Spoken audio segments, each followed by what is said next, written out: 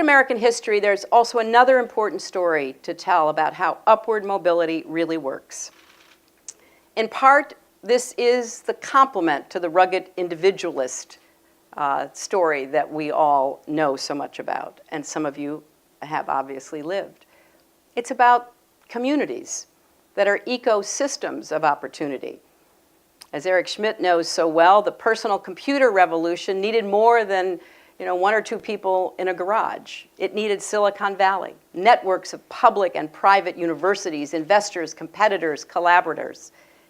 It needed state and local governments that invested in the future and in human potential. It needed a culture of risk-taking and creativity. This story about the link between strong communities and the American dream goes very deep. And one of the first great observers and chroniclers of America was, of course, Alexis de Tocqueville.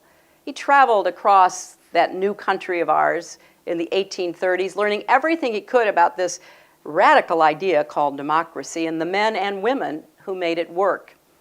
He was amazed by the social and economic equality and mobility he saw here, unheard of in aristocratic Europe, and by what he called our habits of the heart, the everyday values and customs that set Americans apart from the rest of the world.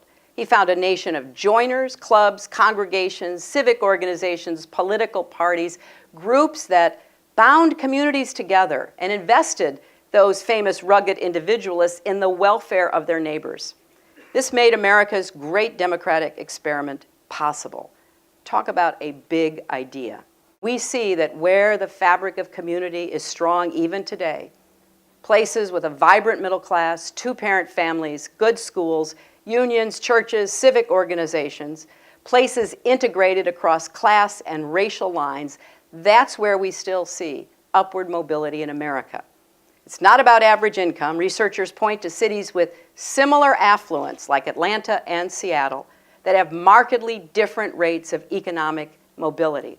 It's not about race. Black and white residents of a city like Atlanta both have low upward mobility. It's about all these other factors that add up to healthy families and inclusive communities. And it suggests that investing in our neighborhood institutions, strengthening our community bonds, has to be part of our strategy for reducing inequality, increasing mobility, and renewing the American dream.